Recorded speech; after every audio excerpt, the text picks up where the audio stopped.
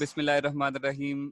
Dear students, अस्सलाम वालेकुम। उम्मीद है आप सब खैर आफियत से होंगे और हम अपने ट्रांसफॉर्मर वाले टॉपिक को फर्दर कैरी ऑन करते हैं। तो आज इंशाल्लाह हम देखेंगे ट्रांसफॉर्मर में बिलखसूस पावर लॉसेस और चैप्टर नंबर 15 इलेक्ट्रोमैग्नेटिक इंडक्शन। अभी तक हमारे इस लेसन के, जिसको हमने 3 फेजेस के अंदर स्प्लिट किया है, 3 सेगमेंट्स जो हैं, 3 ऑब्जेक्टिव्स जो हैं वो पूरे हो चुके हैं, जिसमें हमने वर्किंग कंस्ट्रक्शन और टाइप्स के हवाले से पहला एक सेगमेंट देखा और then you would have seen high voltage transmission का मैकेनिज्म। कल हमने काफी डिटेल के अंदर सीखा and then today we will discuss about the power losses. That is the last segment.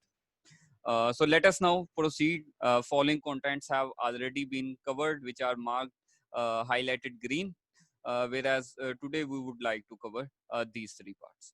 So let us first recall what is the principle of a transformer, just to warm it up. क्या किस असूल पे काम करता है एक transformer? Mutual induction से। शाबाश। कोई बच्चा म्यूचुअल इंडक्शन को थोड़ा सा ब्रीफ कर देगा? कॉइल में शाबाश। कॉइल में करंट पास किया जाए तो साथ में उसका दूसरे कॉइल में इंड्यूस हो जाता है। शाबाश, very good, very good Abid. So अगर किसी एक कॉइल में करंट के या फ्लक्स के तब्दील होने की वजह से, अगर किसी एक कॉइल में करंट या फ्लक्स के तब्दील होने की वजह से उसके करीब पड़ी हुई जो दूसरी कॉइल है उसमें भी फ्लक्स चेंज होके ईएमएफ इंड्यूस हो जाए, तो इस फिनोमेना को हम कहते हैं mutual induction. The coil where the current changes is known as primary coil, whereas the coil where the EMF is induced is secondary coil, where they are electrically isolated from each other but they are linked with each other by means of magnetic field lines. So ये बुनियादी असूल है आपके transformer का mutual induction के जरिए। Current change होता है प्राइमरी में, फ्लक्स चेंज होता है। प्राइमरी में चेंज होने वाले फ्लक्स की वजह से उसी रेट से करीब पड़ी हुई जो दूसरी कॉइल है which is magnetically linked with the primary, वहां पर भी फ्लक्स चेंज होगा। And we all know very well the phenomena of electromagnetic induction, जिसके मुताबिक कभी भी किसी क्लोज लूप में, किसी कॉइल में, किसी आर्मेचर में फ्लक्स चेंज हो तो ईएमएफ इंड्यूस हो जाती है and the EMF induce causes the induce current to flow. So let us now come towards our major objective of today's lesson, that is power losses in our transformer. So power losses जो हैं वो कौन कौन से type के होते हैं? Eddy current losses होते हैं, we will see hysteresis losses होते हैं, we will see as well copper losses होते हैं, लाइक के ट्रांसफॉर्मर में वाइंडिंग्स होती है ना, कॉइल कॉपर की वाइंडिंग्स होंगी जनरली, सो इसलिए इनको कॉपर लॉसेस कहा जाता है. You might not have seen this segment in your textbook, but it is good to discuss. ये हम डिटेल में नहीं पढ़ेंगे, बट जस्ट टू डिस्कस कि ये वायर में करंट पास करता है तो कुछ एनर्जी वायर की हीट रेजिस्टेंस की वजह से जो हीट की फॉर्म में डेसिपेट होती है, so that can be a loss as well. So dielectric losses होते हैं. आप देखेंगे कि हम इसके ऊपर इंसुलेटर की शीट जो है वो पहले प्लेस करते हैं. सो जो हमारी कोर है वो कोर के ऊपर डायरेक्टली वाइंडिंग्स नहीं बनाई जाती, बल्कि कोर को पहले इंसुलेट किया जाता है. इट इज फर्स्ट इंसुलेटेड, कोई लैमिनेशन की जाती है and after that we place the winding. So कुछ डाइलेक्ट्रिक जाहिर है वक्त गुजरने के साथ साथ गर्म होके हीट अप होके खराब हो जाता है. सो वो लॉसेस हैं वो डाइलेक्ट्रिक लॉसेस हैं. वैसे मैंने आपको बताया था कि समटाइम्स जो इंसुलेटर का पेंट कर दिया जाता है इसके ऊपर. सो डाइलेक्ट्रिक लॉसेस हो गए. स्ट्रे लॉसेस होते हैं कुछ मैग्नेटिक फील्ड लाइंस जो है ना वो ट्रांसफॉर्मर से बाहर जो जाया हो जाती है, ये स्ट्रे लॉसेस होते हैं. ठीक है. और ये so these all the possible losses of energy in transformer, but we would only focus upon these two major power losses that we are going to discuss in a bit detail. So अब मैं आपसे एक सवाल पूछने लगा हूँ, have you ever seen an eddy in water? पानी में कभी आपने कोई एडी फ्लो करता हुआ देखा? एडी से मुराद है कोई भंवर बन जाता है ना, करके देखा कभी आपने कोई सेटअप? किसी समुंदर में या किसी दरिया में। चलें, लाइव ना देखा हो, लाइव नहीं देखा तो कहीं मेरे ख्याल से जो कश्मीर वाले हमारे बच्चे हैं या ये जो हमारे नॉर्दर्न रीजन के अंदर जो बच्चे रहते हैं, इन्होंने देखा होगा किसी झील वगैरह में बनता हुआ। जी, देखा है आपने? सर वो पानी जो घूमता है सर। हाँ जी, हाँ जी, ये कोई यस इसको सर, देखें कहाँ पे देखा है? सर, ये हमारे यहाँ पे होते हैं दरिया अच्छा वगैरह उसमें। अच्छा, आबशार से जब पानी आ रहा होता है ना, तो उस वक्त काफी हाई पोटेंशियल एनर्जी से आ रहा होता है। हमारे जो नॉर्दर्न एरियाज हैं वो तो इसमें देखने के लायक हैं। कितनी जबरदस्त किस्म की झीलें हैं, आबशारें हैं। So you must have seen this eddy. So eddy किसको कहते हैं? ये सर्कुलेटिंग जो वाटर है ना, ये एडी कहलाता है। इसी तरह से आपने शायद कभी नोट किया हुआ हो, टेकन 3 किसने खेली है? टेकन 3 गेम खेली है किसी ने? मैं बचपन में खेलता था, अब पता नहीं टेकन 4 आ गई है, उससे भी आगे पहुंच गया। किसने खेली है टेकन 3? फाइटिंग वाली गेम होती थी, पाउल। सब ने शायद खेली होगी। अच्छा, तो खेलिए सर, उसमें थोड़ी बहुत। उसमें एडी होता है। अच्छा, तो जी जी। एडी क्या, उसकी सबसे बड़ी जबरदस्त वैरायटी क्या होती थी जिसको अप्लाई करके हम अक्सर वो वो होती थी ये अपना सर्कुलेट करना। एडी घूमता था। एडी एडी का जो कॉन्सेप्ट है वो यही है कि something revolving, so revolving current of water भी हो सकता है। अब और आज हम देखेंगे कि एडी करंट्स क्या होते हैं। चलें, अब इसी चीज को कैरी ऑन करते हुए ना, इसी चीज को कैरी ऑन करते हुए हम समझते हैं कि एडी करंट लॉसेस कैसे पैदा होते हैं। तो आप सबको ये बात पता है कि हमारी जो कोर है ट्रांसफॉर्मर की, उसके अराउंड हमने वाइंड किया हुआ है एक वाइंडिंग को। ये प्राइमरी वाइंडिंग है, लेट्स से मैं कहता हूँ ये प्राइमरी वाइंड है। प्राइमरी वाइंडिंग में कौन सी किस्म का करंट मैं सप्लाई करता हूँ? Alternating current. शाबाश, it is an alternating current. Alternating current का मतलब है कि इसके करंट की मैग्नीट्यूड भी चेंज होगी और इसकी डायरेक्शन भी चेंज होगी, और करंट के तब्दील होने की वजह से आपका फ्लक्स भी चेंज होगा। So a changing current will cause a changing flux. अब मैंने आपको शुरू में ही बता दिया था कि ये जो कोर है, इसको पहले लेमिनेट किया जाता है। लेमिनेट करने के बाद इसकी वाइंडिंग्स इसके ऊपर डिजाइन की जाती हैं। सो इसका मतलब है कि डायरेक्ट जो ये करंट फ्लो कर रहा है, ये कोर में फ्लो नहीं करेगा। लेकिन मुझे आप इस सवाल का जवाब दें कि क्या इस चेंजिंग करंट की वजह से जो बनने वाला चेंजिंग फ्लक्स है, जो कभी इंक्रीज होगा या कभी डिक्रीज होगा। सो चलें, लेट्स से कि मैं इस फ्लक्स को यूं इंडिकेट कर देता हूं। So let's say it is flowing along this direction. So यहाँ से इधर आएगा, यहाँ से इधर आएगा, यहाँ से इधर आएगा। कभी इसकी स्ट्रेंथ बढ़ेगी, कभी फ्लक्स की जो स्ट्रेंथ है वो कम होगी। सो लेट्स से कि यहाँ से फ्लक्स की एक डायरेक्शन है, फील्ड की एक डायरेक्शन है, मैग्नेटिक फील्ड की, that is like this, outward, in the outward direction. तो ट्रांसफॉर्मर की कोर के अंदर करंट तो पास नहीं कर रहा, लेकिन ट्रांसफॉर्मर की कोर के अंदर एक कौन से वाला फ्लक्स जो है वो पास कर रहा है? किस किस्म का फ्लक्स पास कर रहा है ट्रांसफॉर्मर की कोर में से? That is a magnetic flux. magnetic flux, and this magnetic flux is interestingly a changing flux as well.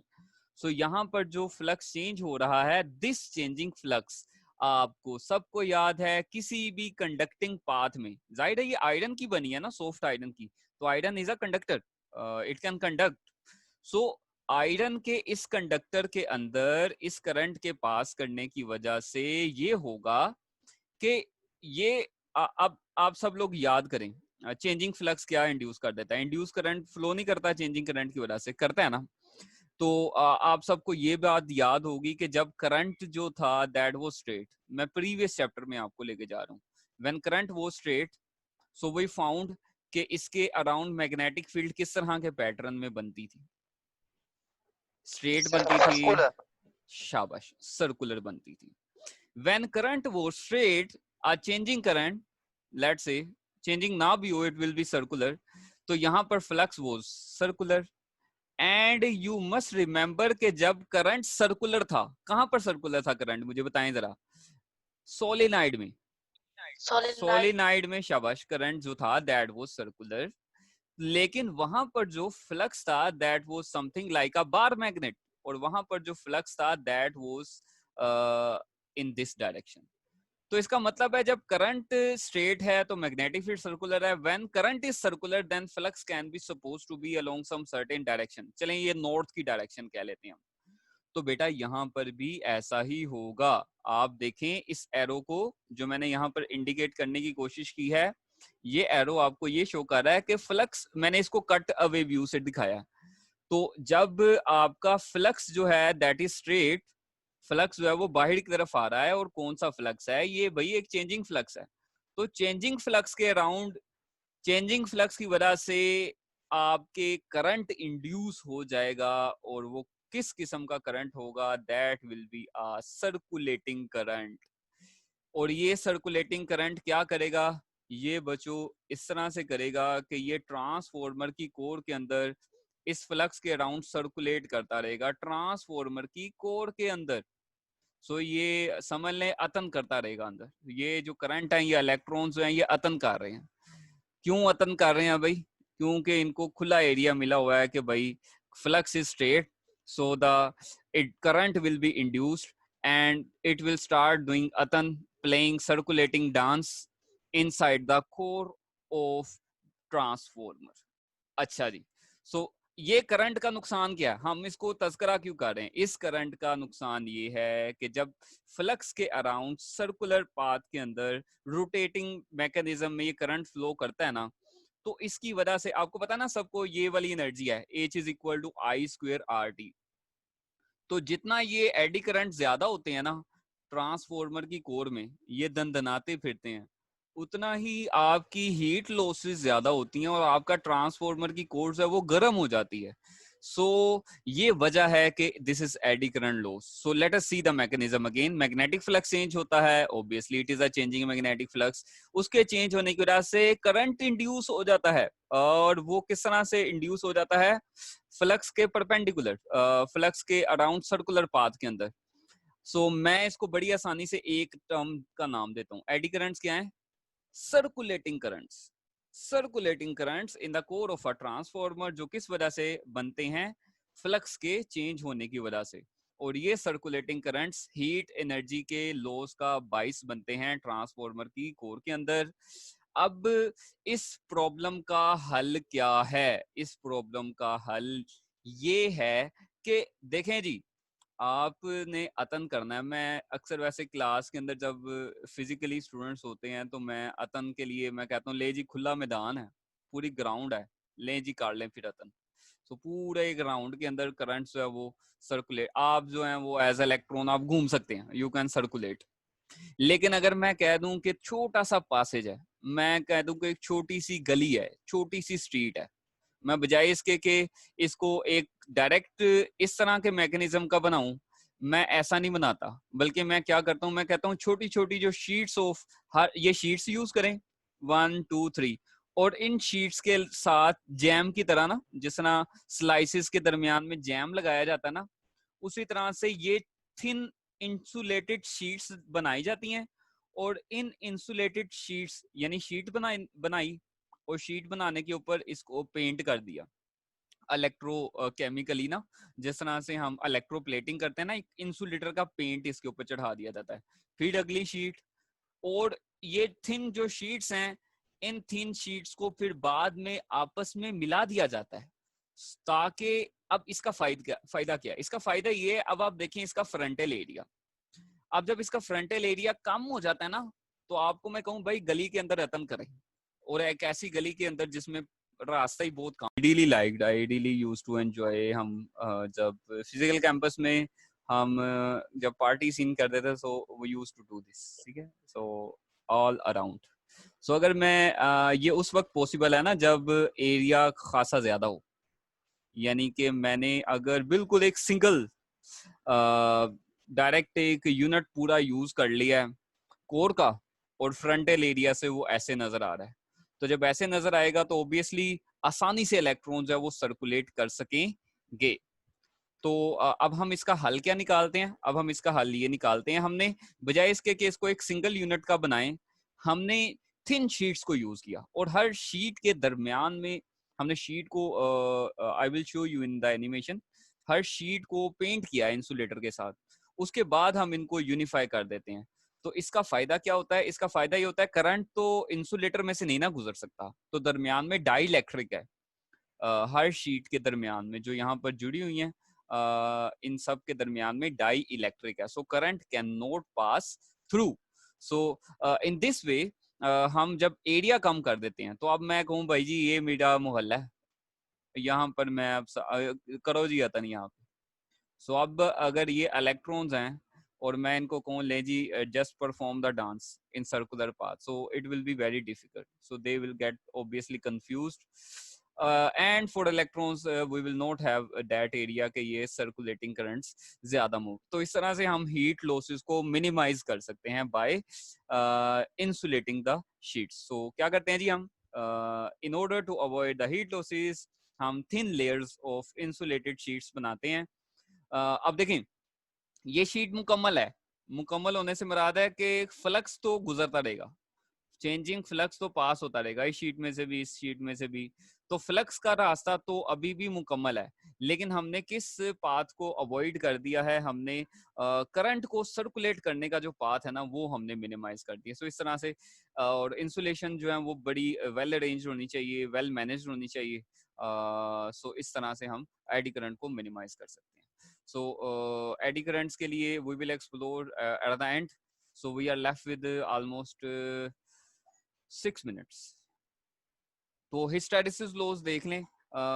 अभी स्टार्टिंग के अंदर बात की थी अबू तलहा ने कि भाई ये मैग्नेटाइजेशन और डीमैग्नेटाइजेशन क्या होता है। सो देखें जी, ट्रांसफॉर्मर की कोर के अंदर जब ऑल्टरनेटिंग करंट पास करता है, so for sake of simplification आप कह लें कि ये यहाँ पे करंट आई है, वी विल सी दिस, ये ग्राफ हमारा एक पूरा एक लॉन्ग क्वेश्चन है चैप्टर नंबर 17 में, but for the time being आप ये समझें कि मैंने ऑल्टरनेटिंग करंट सप्लाई किया हुआ है।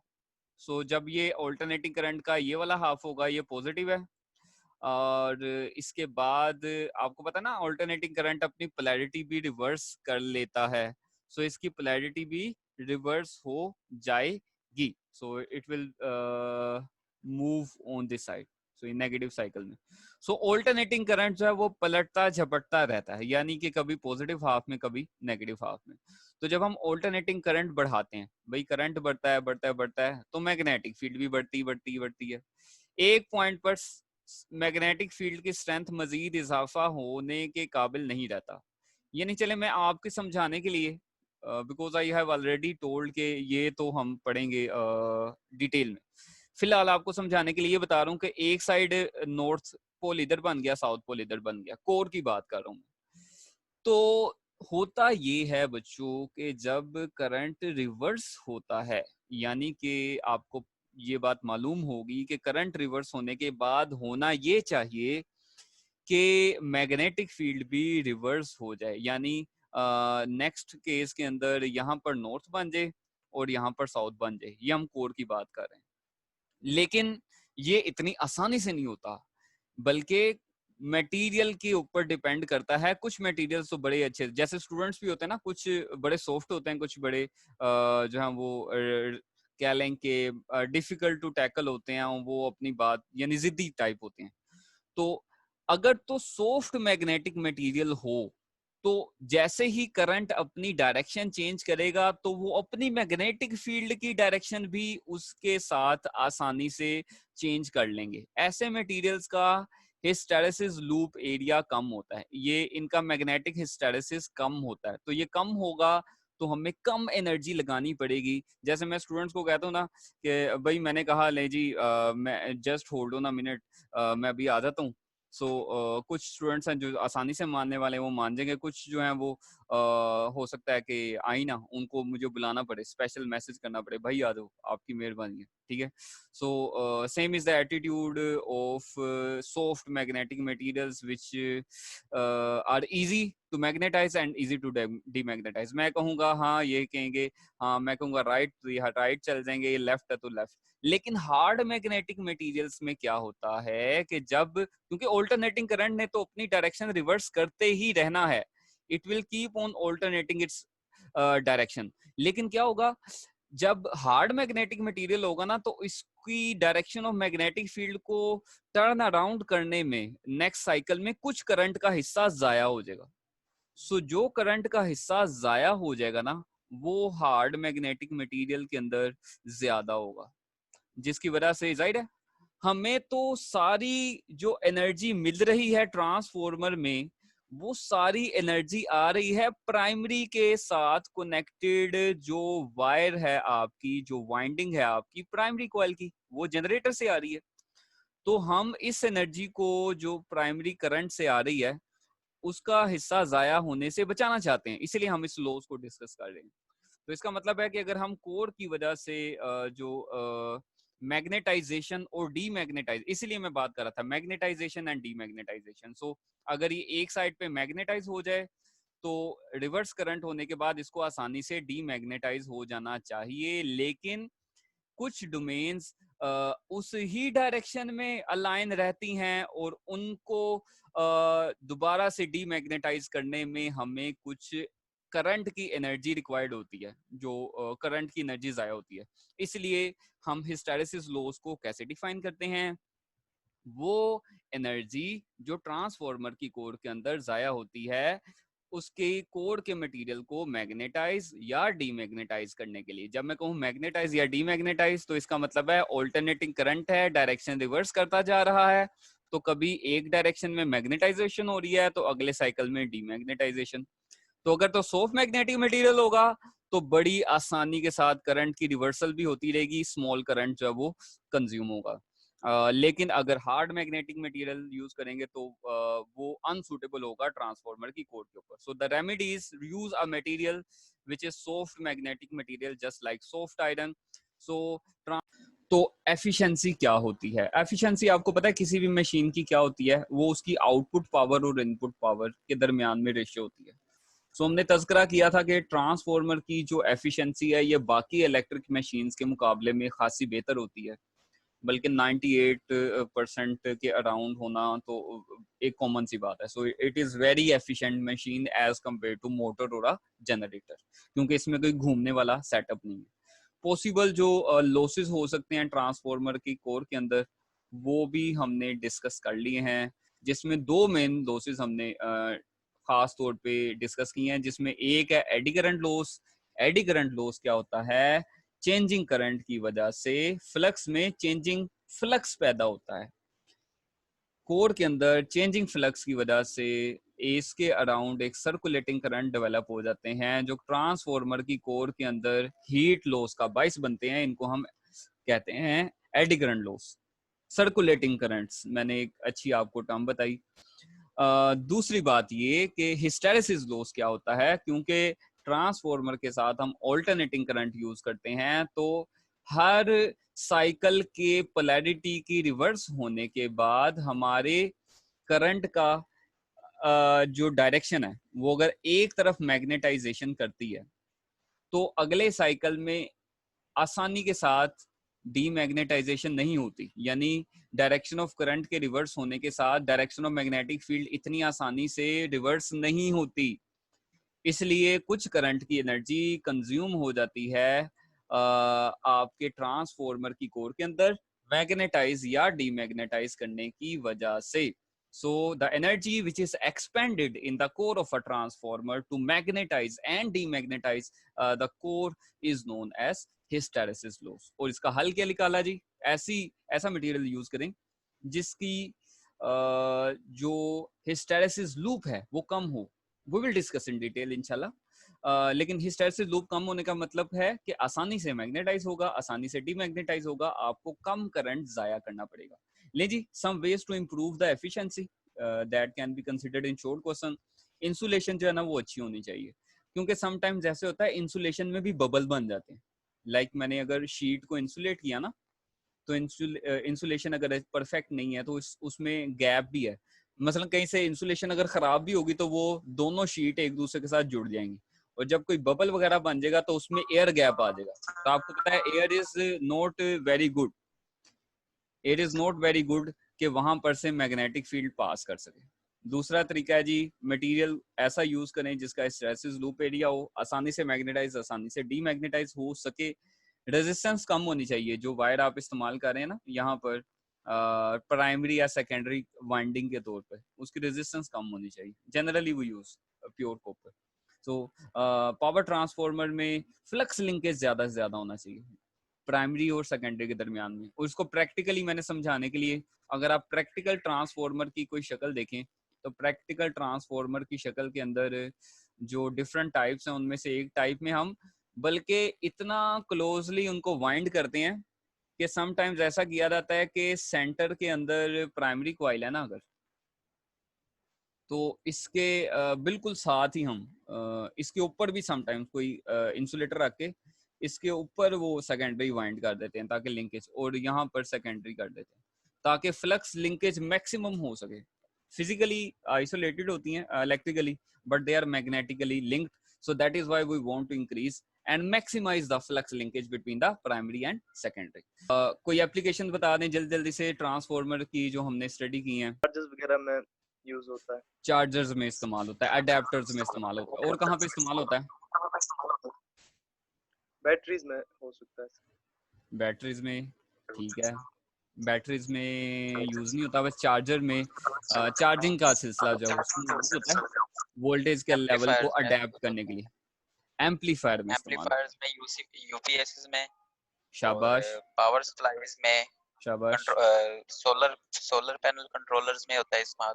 शाबाश। रेफ्रिजरेटर्स हैं या एसी वगैरह है, उसके साथ एक वोल्टेज रेगुलेटर होता है, सो वो रेगुलेटर्स में भी इस्तेमाल होते हैं। So they have really wide application in our real life. Generation का जो सेटअप है सारा, यानी आपके पावर प्लांट से लेकर ग्रिड स्टेशन से आगे सब स्टेशन से आगे डिस्ट्रीब्यूशन ट्रांसफार्मर, और डिस्ट्रीब्यूशन ट्रांसफार्मर के बाद आपकी जो घरों में मेन लाइंस आ रही हैं वहां से आगे आपके चार्जर्स में, आपके अडेप्टर्स में, आपके वोल्टेज रेगुलेटर्स में और तकरीबन जी जी सर ये माइक्स में भी अक्सर इस्तेमाल होता है, जी माइक्स के अंदर भी वोल्टेज के लेवल माइक्रोफोन। को, एम्पलीफायर्स में भी जाहिर है हमें रिक्वायर्ड होता है ना कि हम लेवल ऑफ वोल्टेज या लेवल ऑफ करंट इंक्रीज करना चाहते हैं। So they and there are many types as well. कोई पावर ट्रांसफार्मर होता है, कोई करंट ट्रांसफार्मर भी होता है, वोल्टेज ट्रांसफार्मर भी होता है, but by the way it has very wide application in real life. So I think so we should conclude our today's session। The message of the day, तो the message of the day is the sharpen the saw। sharpen the saw का मतलब ये है कि आप अपने आप को इम्प्रूव करते रहें, बेहतर करते रहें, और याद रखें इम्प्रूव करने के लिए ज़रूरी ये है कि आपको गैप्स पता हों, अपनी कमी पता हो। सो जब भी आपको कभी पता चले कि आप यहाँ पर लैग कर रहे हैं, तो वो लैग आप कोई मेंटल आपका स्किल है, कोई आपके जहन पे दबाव है, या आपकी कुछ बच्चे होते हैं फिजिकली इतने स्ट्रोंग नहीं होते, कुछ आपकी सोल है, क्योंकि हम अपनी इबादत के जरिए अपनी सोल को जो है वो रिफ्रेश करते हैं। And there are some relations, there are some matters which are linked with your heart, जो यानी कि आप कहते हैं यार ये मेरे दिल ये कर रहा है तो इसलिए मैं ये काम करके मुझे सुकून मिला है। वो कैसे मिलता है जी? अपने इमोशनल बैंक अकाउंट खोलने, दूसरों की मदद करके भी दिल को बड़ा सुकून मिलता है। सो these are different 4 categories specified in 7 habits of highly effective people। आपको लगे कि यार यहाँ पे मैं जहाँ पे लैग कर रहा हूँ उसको पॉइंट आउट करें और उसको बेहतर करने की कोशिश करें। और अपने तमाम नौजवानों को मैं ज़रूर कहूँगा कि अपनी स्पिरिट्स हाई रखें। सो अल्लाह ताला से अपना जो राब्ता है वो बेहतरीन कायम रखें, नमाज ज़रूर अदा कर दें। बेशक नमाज बेहयाई और बुरे कामों से रोकने में मदद देती है और रोकती है, इसलिए अगर आपको लगे नहीं रोक रही तो फिर अपनी नमाजों की तरफ तवज्जो करें, उनको बेहतर करने की कोशिश करें। आज के सेशन को हम यहाँ पर एंड करते हैं। Thank you very much.